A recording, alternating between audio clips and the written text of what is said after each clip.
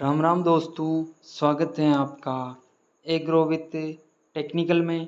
किसान भाइयों, आज हम बात करेंगे कि कपास की फसल की अच्छी उपज के लिए कौन सी खाद जरूरी है और कौन सी खाद बेस्ट रहती है। बेस्ट रिजल्ट के लिए एनपीके रेटियो कितना ले, कपास की फसल को किन पोषक तत्वों की ज़रूरत रहती है, कपास में किस पोषक तत्व की ज़्यादातर कमी देखने को मिलती है। इसके अलावा किसान भाइयों, हम बात करेंगे कपास में सूक्ष्म पोषक तत्वों का क्या काम होता है, जानेंगे हम इसके बारे में विस्तार से। किसान भाइयों, स्टेप बाय स्टेप समझते हैं कि प्राइमरी पोषक तत्वों का क्या काम होता है और उन्हें क्यों देना चाहिए। उसके बाद सेकेंडरी पोषक तत्वों को क्या काम होता है। अंत में जानेंगे माइक्रोन्यूट्रिएंट का क्या काम होता है और उन्हें हमें क्यों देना चाहिए। प्राइमरी पोषक तत्वों का काम रहता है और उनकी ज़रूरत क्यों पड़ती है। तो जैसे कि किसान भाइयों, हम जानते हैं कि प्राइमरी पोषक तत्वों में नाइट्रोजन, फास्फोरस और पोटास जैसे पोषक तत्व शामिल हैं। इन तीनों पोषक तत्वों का इस्तेमाल भारी मात्रा में या ज़्यादातर होते हुए देखने को मिलता है। हालांकि अलग अलग उर्वरकों में इनका प्रमाण कम या ज़्यादा देखने को मिलता है। जैसे कि आपको पता है, मार्केट में मिलने वाले हर उर्वरक में इनकी मात्रा लिखी रहती है। उदाहरण के तौर पर देखें तो आप 10-26-26 को ले लीजिए। इसमें हमें 10% नाइट्रोजन, 26% फास्फोरस और 26% पोटास मिलता है। इसके अलावा मार्केट में हमें 16-16-16, 20-20, 13, 15-15, 18-18, 10, 24-24, 08 जैसी एनपीके खाद देखने को मिलती हैं। बात करें नाइट्रोजन के बारे में, तो ये एक अच्छी कपास की उपज के लिए नाइट्रोजन की मात्रा काफ़ी मायने रखती है। जैसे अधिक मात्रा में नाइट्रोजन का इस्तेमाल करने से पौधे जल्दी परिपक्व नहीं बनते हैं, रस चूसने वाले कीटों की बढ़वार देखने की मिलती है, बोल रोट की समस्या देखने को मिलती है।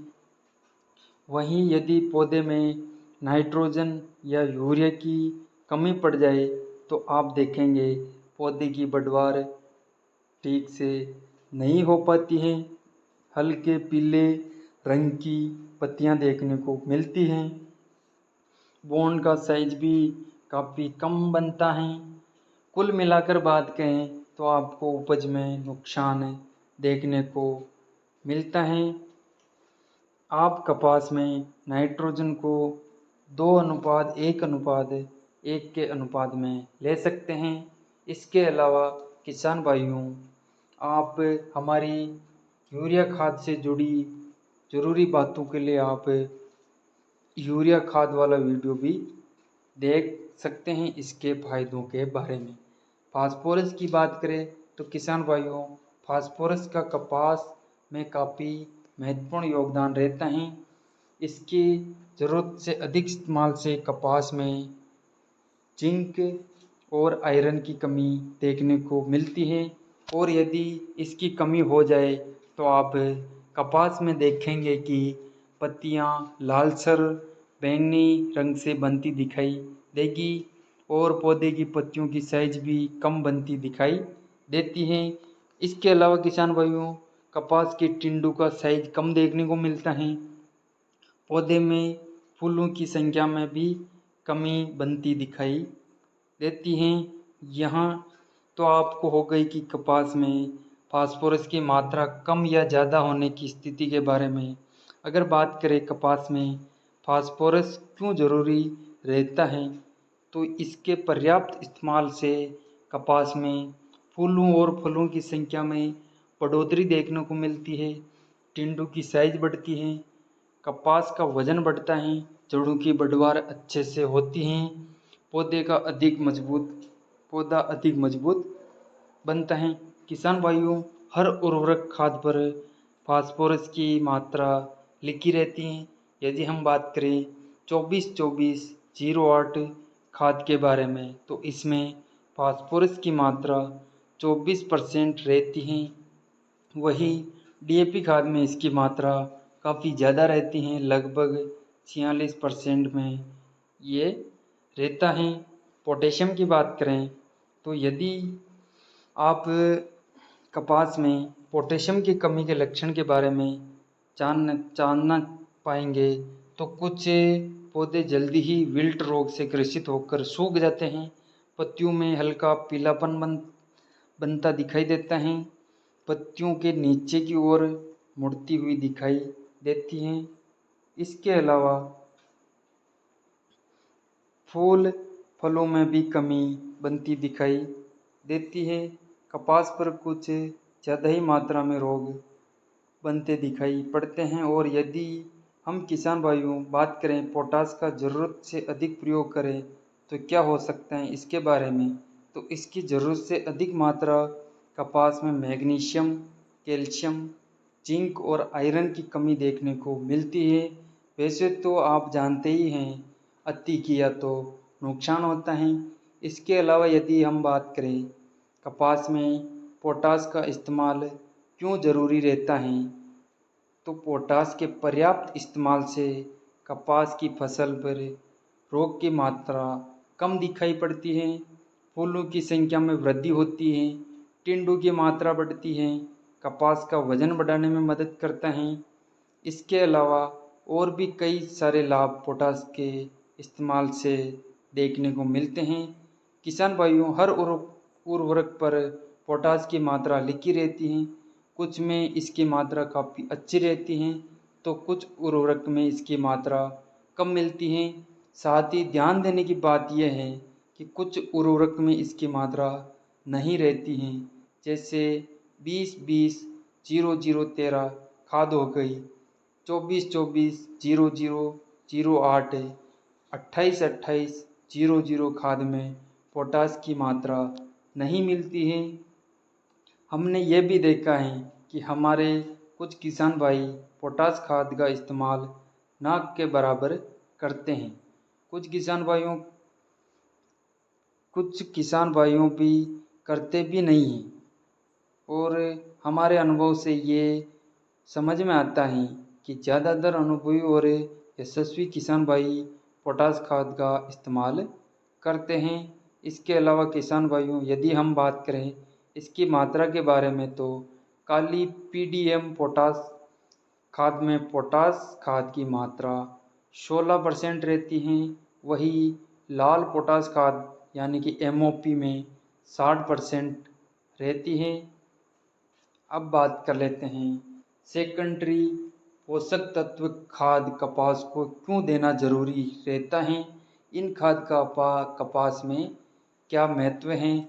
जैसा कि किसान भाइयों हम जानते हैं सेकेंडरी पोषक तत्वों में मुख्य रूप से सल्फर, कैल्शियम और मैग्नीशियम की खाद शामिल हैं।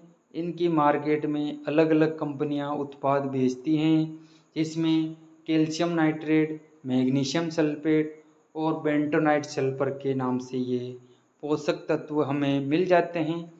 ध्यान देने की बात यह है कि इनकी मात्रा हमें एनपीके प्रथम खाद के मुकाबले काफ़ी कम देनी रहती है और माइक्रोन्यूट्रिएंट खाद के मुकाबले ज़्यादा देनी रहती हैं। सल्फर के बारे में बात करें, इसकी खूबियां हैं कमियों के बारे में, तो किसान भाइयों सल्फर का कपास की फसल में काफ़ी ज़रूरी रहता है। ये न सिर्फ मिट्टी में मौजूद पोषक तत्वों को अनलॉक करता है, बल्कि इसके अलावा ये मिट्टी का पीएच लेवल को कम करता है। यदि आपकी मिट्टी क्षारीय है उसमें इसका इस्तेमाल काफ़ी फायदेमंद और अच्छा रहता है। अम्लीय मिट्टी में इसका नुकसान देखने को मिलते हैं। इसका आप ज़रूर ध्यान रखें। यदि हम बात करें इसके ज़रूरत के बारे में, तो इसके इस्तेमाल से कपास की फसल यूरिया खाद को अच्छे से पचा लेती है। पौधे में एंजाइम एक्टिवेट रहते हैं, प्रोटीन के निर्माण में ये कपास की मदद करता है। इसके अलावा ज़रूरी बात यह है कि टिंडों में मौजूद बीजों का वजन बढ़ाता है, उनमें तेल की मात्रा को बढ़ाता है, जिससे उपज में बढ़ोतरी देखने को मिलती है। अब बात करते हैं कैल्शियम के बारे में। तो कैल्शियम का इस्तेमाल काफ़ी ज़रूरी रहता है। यदि आपकी मिट्टी अम्लीय है तो उसमें इसका इस्तेमाल काफ़ी फ़ायदेमंद रहता है। इसके अलावा क्षारीय मिट्टी में इसका इस्तेमाल नुकसानदेह होता है। ये उसमें मिट्टी का पीएच मान ज़रूरत से ज़्यादा बढ़ा देता है, जिससे काफ़ी नुकसान देखने को मिलता है। कपास में कैल्शियम से कोशिकाओं का विकास होता है। पौधा तनाव और तनाव विरहित के समय भी ये पौधे का स्वास्थ्य बनाए रखता है, कपास को मजबूती देता है। दोस्तों बात करें मैग्नीशियम के बारे में, तो कपास में मैग्नीशियम की कमी होने पर किसान भाइयों इसमें आप देखेंगे कुछ पत्तियों की कोशिकाओं के आजू बाजू में पीलापन देखने को मिलेगा। यदि हम बात करें इसकी कमी क्या किस कारण से होती है तो इसके बारे में, तो ये ज़्यादातर पोटास खाद का ज़रूरत से अधिक मात्रा में उपयोग करने से भी इसकी कमी आ जाती है। यदि मिट्टी में इसकी कमी रहती है तो भी पौधे में मैग्नीशियम की कमी देखने को मिलती है। और यदि मैग्नीशियम की मात्रा कपास में ज़रूरत से अधिक हो जाए तो ये कपास में कैल्शियम को अवशोषित करने की गति को रोक देता है, कपास की पैदावार रुक जाती है, ज़रूरत से अधिक डार्क रंग का फुटाव पौधे में देखने को मिलता है।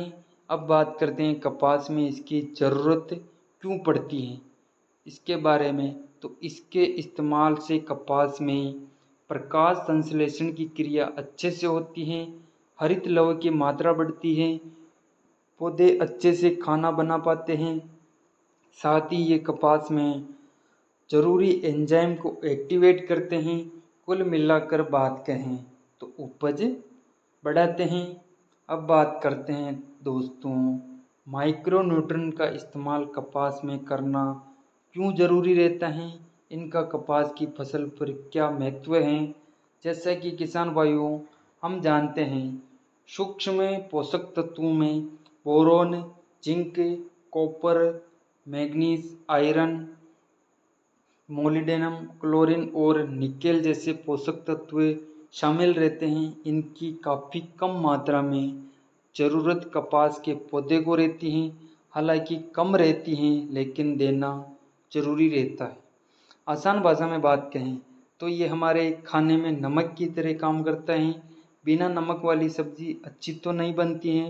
हालांकि आप समझ गए होंगे मार्केट में बहुत सी कंपनियां सूक्ष्म पोषक तत्वों की खाद और टॉनिक बनाती है, जिसमें इफ्को की सगरिका और पीआई की बायोविटा की लिक्विड और ग्रेन्यूल दानेदार फॉर्म में काफ़ी अच्छे रिजल्ट देखने को मिलते हैं।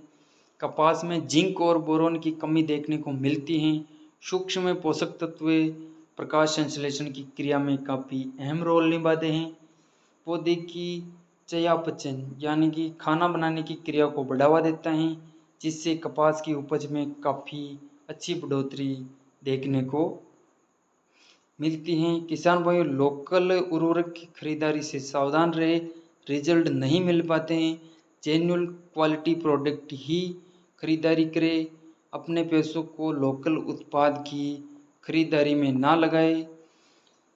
अब आते हैं कि असली मुद्दे की बात करें तो आपको ये हमारी कपास उर्वरक पोषक तत्वों की जानकारी कैसी लगी हमें कमेंट में ज़रूर बताएं। क्या हमने इसमें से किस पोषक तत्व को लिया नहीं है आप हमें कमेंट करके बता सकते हैं। अगला किस टॉपिक पर आप वीडियो देखना पसंद करेंगे हमें कमेंट में बता सकते हैं। तो आपको ये वीडियो कैसा लगा हमें ज़रूर बताएं और हमारे YouTube channel agro with technical को सब्सक्राइब ज़रूर कर लेना, क्योंकि हम इस पर खेती बाड़ी से जुड़ी लेटेस्ट जानकारियाँ डालते रहते